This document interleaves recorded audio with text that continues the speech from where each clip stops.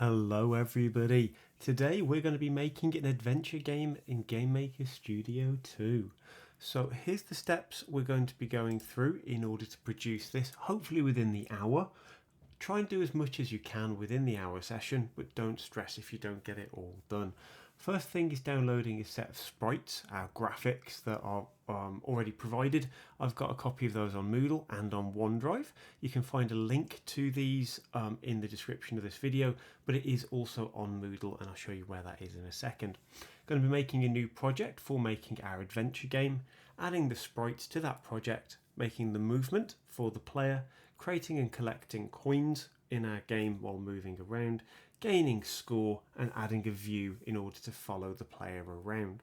So in order to download these sprites, you'll be able to find them on the Moodle page. So if I just open up the Moodle page here, if I scroll down the Games Dev project, you can see that they are there as a zip, or you should be able to download them in an uncompressed way via the link in the video description. So once you've clicked on those, just save them to your downloads folder or your desktop for now. If you download these, you'll need to extract them first, which means once they're in your downloads folder, you'll need to click extract all and then extract. If you've downloaded them from the video description, you shouldn't need to do that. Then we're going to make our starting element of our project in GameMaker Studio. So we have already, if you guys have done that, tick it off, done. Make sure you do that for me now. Go and find those sprites, download them to your machine. Next thing is making that new project in GameMaker Studio 2. Hopefully you'll have the GameMaker icon on your desktop. If not, you should be able to search for GameMaker Studio 2 in the search bar to open it up. So when you create a new project in GameMaker Studio 2, it looks a little bit like this. I've got a series of examples in here, but we're going to be creating a new project. So clicking the new button for us, a new game by choosing the game icon, and we're going to make a blank game because we're making everything from scratch today. Because this is our adventure game, we're going to change its name to Adventure, and let's go.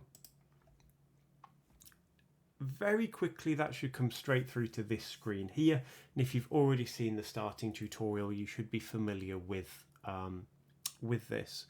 If you are unfamiliar, as a quick recap, on the right hand side you've got the list of all the key things you need in order to make your game. Your room, which is your level, so you can click these arrows to open up all of the things in there. Currently our room is just a black empty space, there's nothing in there. We don't have any objects, we don't have any sprites. And on the left hand side you have the inspector, which shows you all of the information about the thing you've currently got selected. So let's go and pull these sprites into our scene. I said to you the best thing to do is to pull these onto your downloads folder or your desktop. I've got one on my desktop. I'm just going to pull that to one side and then open up this sprite folder that we've got. In your sprites folder, you should have a series of sprites. We've got our adventurer from the front, side and back. We've also got a treasure chest. We've got something that's going to be a coin and an enemy if we get a chance to add that in. So in order to add these sprites to our scene, we've got our sprite object over here that we can right click and create a new sprite. I am, however, just going to check to see if there is an easier way before I click that button. Can I just click and drag and drop that into the sprite area? Yes, we can. So it's a far easier way of doing this. It will, however, give it a very ugly name because these are not named particularly well. So I'm just going to drag all of these sprites in, one after the other. I need the coin, and you see I'm just dragging onto the sprites word here. I've got 1, 2, 3, 4, 5, 6 sprites. I'm expecting to see 1, 2, 3, 4, 5, 6 sprites in here. Once you've dragged those in, we can maximize that again. And by clicking on each one, I double click on them and you can see that those sprites are there. That's put them into what's called a workspace where you can click and use your middle mouse to scroll down, or you can press your middle mouse to move upwards. It's just a space to see all of those assets. I'm going to close that workspace down so I can just see my room again, which currently has nothing in it.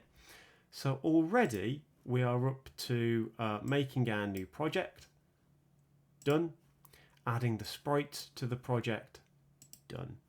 So let's go and make a player and make our player move.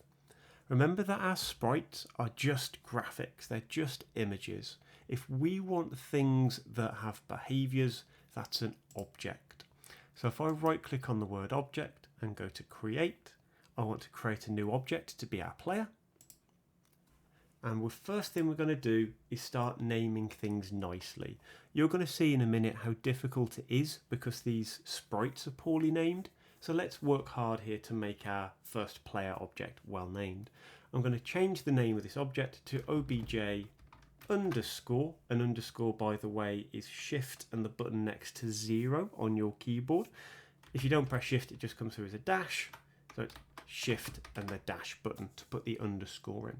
Obj underscore player. We can then choose a sprite to be our player. So if I click on the no sprite, the little dot dot dot next to it, and I choose the sprites folder, I'm going to choose the sprite for our player facing downwards. That's going to be their default sprite. So we've got our character looking downwards, and that's what our character wants to do.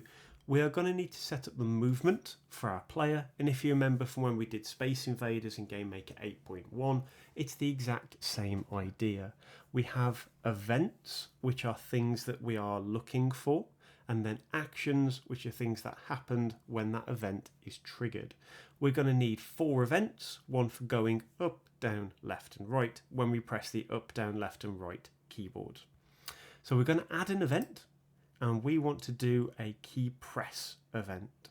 We're going to start with up, down, left and right. You could start with left, right, up and down, doesn't matter, but I'm going to start with up to start with. So you can now see the event, which is there, and then the action of what it's expecting to do. And I'm just pressing my middle mouse and moving to the right in order to move from one side in this workspace. Unlike GameMaker 8.1, the list of what you see on the right hand side changes, depends on what you want to see.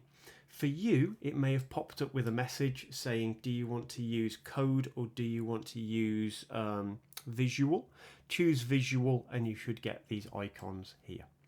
So in the search bar, we need to say, I want to move at a speed and I want to move in a direction. So I'm going to choose, I'm just going to start spelling the word direction. I don't need to write the whole word out. And we can set the direction to be a variable.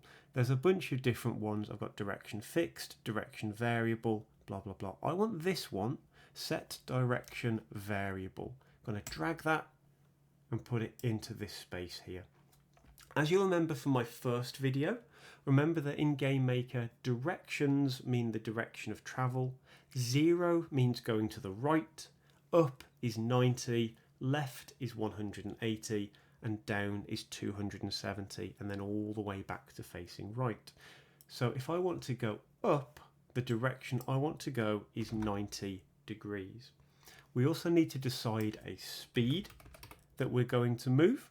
So if I choose this set speed value and drag and drop that in, it'll make a link. So it'll do this, then it will do this. And a speed of 5 is what we're looking to do here. Once we've done that for pressing up, we can now do the same for going down. So add an event. When I key press the down, you'll notice that I can still jump between. I can double click on these, but it's now exactly the same. I want the direction, same button, set direction variable. Direction, keep in mind down is 270 with a speed of exactly the same, 5. And I'm just going to do that for the next ones. Key press left. I want to, and because it gives me my recently used, I can now just drag and drop them, or I can search for them again. Left, if you remember, you can figure it out. If you're not too sure, it is 180 degrees. And I'm setting the speed again to 5. And then the same over here for key press when I press right. Setting the direction to be right, which is 0, at a speed of 5. I always want you to test everything that you do. So I've just set a bunch of instructions here for movement. We need to see if that works. In order to put your player into your room, all of this stuff should save automatically. So I can double click on our room again to open our room, which is currently just black and really boring. We'll fix that in a bit.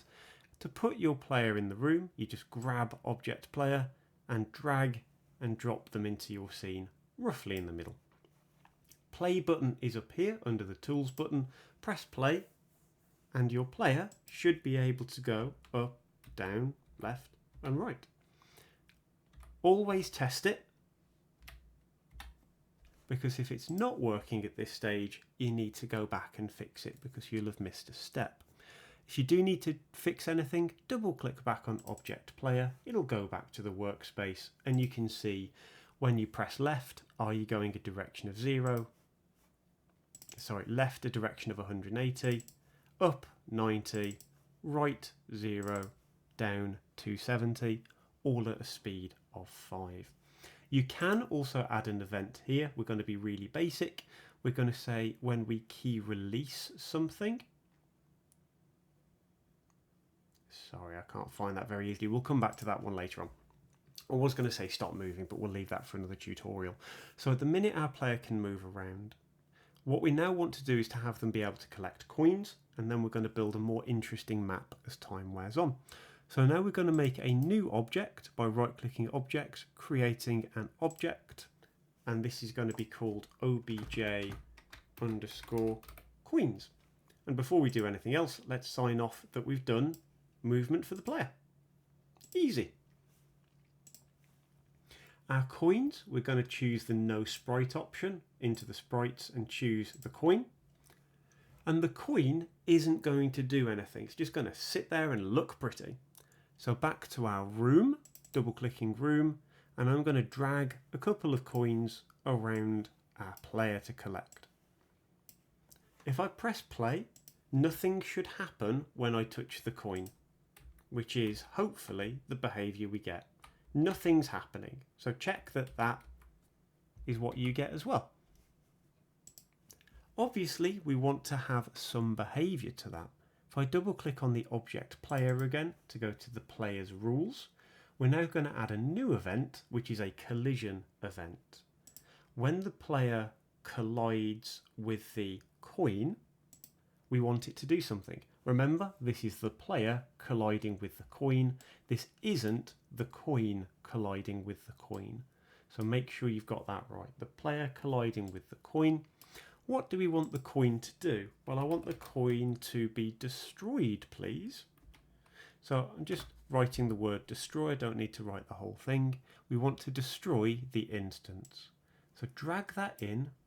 What is important here is what do we want to destroy? We don't want to destroy the player when we touch the coin. That doesn't make sense. So we can choose this drop down and say, what do we want to destroy? I don't want to destroy myself. I am the player. I want to destroy the other thing involved in this collision, which is the coin. So if I choose other, again, you get there with that little drop down. What we should now see when we play, we walk over to the coin, we collect it, and the coin gets destroyed. Now we need some way of gaining points when that happens, and this is really, really easy. So what we need to do here in order to get this to work, now our coins are collecting, is we need to gain some score. All we need to do to make this happen is we're going to tell our player to keep a record of the score, and we're going to have some other object that's job it is to update that. So we're going to add a new thing for our player, a new event, and this is going to be a create event. When the player is created, we're going to set the score, and we want the blue one, setting the score value to equal 0. We do need to make sure that our score variable, if I choose the drop down again here, applies to all objects. That means that score affects everything and everything can see score. We start with 0 score. We shouldn't have collected any coins yet, but when we collect the coins, if I double click back onto it, as well as destroying it, we want our score to go up by 1. So the blue one, set score to go to 1 relative to what it used to be. That should add 1 to the score. Just as before, I'm going to test that. So as well as destroying the coin, we should now get a score, but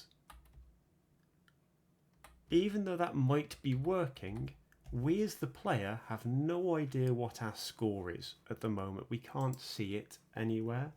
We need another object that's job it is to display the amount of score we've got. So let's make a new object that will do that. Creating a new object. And this is going to be called obj underscore score. It doesn't need a sprite. This object isn't supposed to be seen. It's supposed to do a job.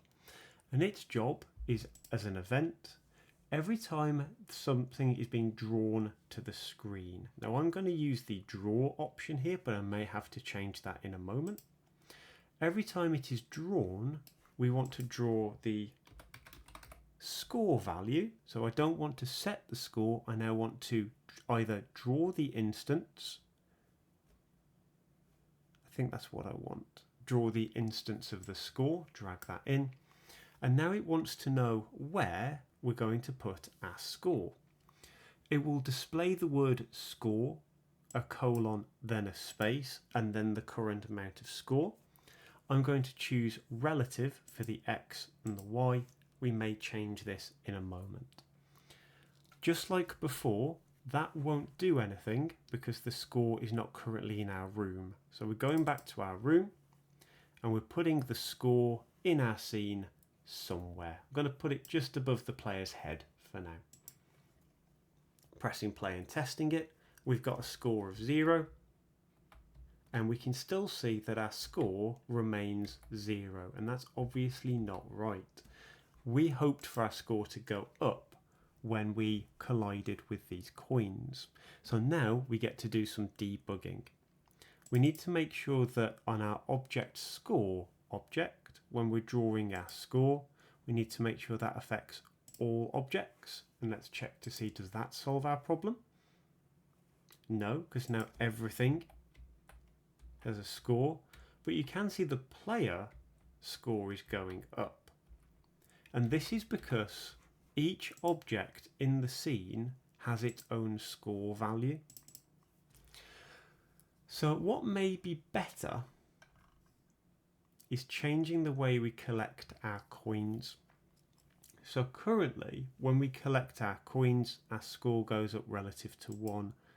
And currently that applies to ourselves, but I want to change that to apply to all. So that's back in our player object. I can double click obj player, click in on the coins, and our score, I'm going to make sure that that is set to all.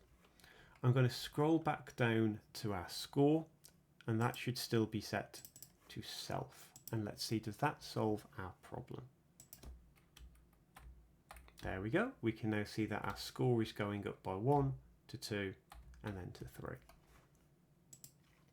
So just to go over that again, I told the player that we set the score to all by choosing the drop down option there, and it says 1 and relative is ticked. And then down here, when we draw the instance of the score, we choose our drop down and we want that set to self. So if you're at this stage, you've done really well. There is one more thing we can do to make our game more interesting though. At the minute, the player can see the entire map. Our map's not particularly interesting, it's just a black background, but we're going to make it so there's a camera that focuses on the player and follows the player around. And this is really, really easy. If I double click on room 1, down here we've got viewports and cameras. So I'm going to choose the viewports and cameras option. I'm going to enable the viewport, which does nothing by itself. But then I'm going to choose viewport 1 and I'm going to make viewport 1 visible. That will put a border around your map, and then we're going to say how wide should our viewport be? And I'm just going to type 500 for our width and 500 for our height, and then enter, and that will make it much smaller. And I'm going to do the same here for the viewport properties, 500 and 500. If I press play, that will look really horrible. It'll just give me a corner of the screen. But if I were to move my player up, you'll see that it will come on screen and then go off screen. We want it to follow the player, and you've got the option down here for which object do we want to follow, and I can choose from the list under our objects list, choose the player. If I press play, now what it will do is glue it, hopefully to be on the player object, and as we get close to the edge of the map, follow it. But that still doesn't feel good. We're getting quite close to the edge of the map, and that's not great. So what we can do here is change the border. How close to the edge of the map do they need to get before it follows the player? Now if our height and our width is 500 and 500, if I set this to half of that, that means the view will always remain with him centered. So half of 500 is obviously 250, and I'm going to do the same for the border, horizontal and vertical. If I press play, it should glue on the player and keep them in the center, and as we move around, it now follows us around. There's a few other things here that are not great. Our score remains where it was, and we've also got some other things like our room is a bit boring. If you're at this stage though, you can give yourself a pat on the back, you've completed today's activity. But if you're still here, let's make our scene even better. All I'm going to do quickly is make a new sprite. So I'm right clicking on sprite, creating a new sprite, and I'm going to call this sprite spr underscore wall. And all I'm going to do here is edit the image. I'm going to choose a greenish colour. I'm going to use the fill bucket and paint it. So I've now just got a green looking wall. You could choose grey or any colour that you want. We're just going to have an object to be our wall. I now want a new object to be the wall. Obj underscore wall. I'm choosing the wall sprite, which is just our green colour. And if I go back to our room, I can now paint in walls. But notice how, oh, this is going to take forever, isn't it, to actually paint in all of these walls. But there is a little help thing down here that says left mouse button and Alt allows you to paint with the currently selected object. So if I press Alt on my keyboard and left mouse button, I can draw all of these walls in I might like for my map. So it means I can now create this interesting little map. I can go over things, I can create a little wall for them, I can leave a gap for my player to get out. And if I press play, I've got my walls, but I haven't told my player to stop when it touches one. Okay, so I can still travel through the walls. If I go to my player object and add one more rule, when the player collides with a wall, well, what do we want it to do? I want to set its speed to 0. Let's see what that does. When the player touches the wall, we stop. This will feel a bit sticky though. So you see how I've touched that wall, and if I tap up, it's a bit stuck because the player's arm is in contact with that wall. But for a quick activity, you can see how easy that might be. Our score currently is in a strange place, so let's go and fix that as well. This requires a little bit of code, but under our object score, it's currently putting it 0, 0, which is where we placed it. I'm going to turn relative off, and instead on the X and Y, I'm going to say, go find where my player is and draw it where my player is. To do that, I'll type obj underscore player, the name of the player. Sorry, I missed that. It's an underscore dot X. I can press enter when that's done. Go find the X coordinate of the player and draw it there. And then the same for Y, obj underscore player dot Y. What this should hopefully now do is move the score object to be wherever the player is. Oh, I've introduced a coding error. obj underscore player. I think it's because it's got a capital O. You can choose instead to choose from the drop down. I was trying to be a bit too stubborn. That may have been my undoing. There you go. So you can now see it follows the player around. If I wanted it to be a little bit higher, I would say take the player's y coordinate and subtract a little bit from it. We'll make it go up. So let's try that. Take the y coordinate and minus 10 pixels from it. And it should be a little bit higher up. It's a little bit higher up. Let's say 50 pixels. Better or worse. There you go. It's higher up. And that feels pretty nice. 1, 2, 3. And then we go there. If you got that far, give yourself a really good pat on the back, guys. And well done.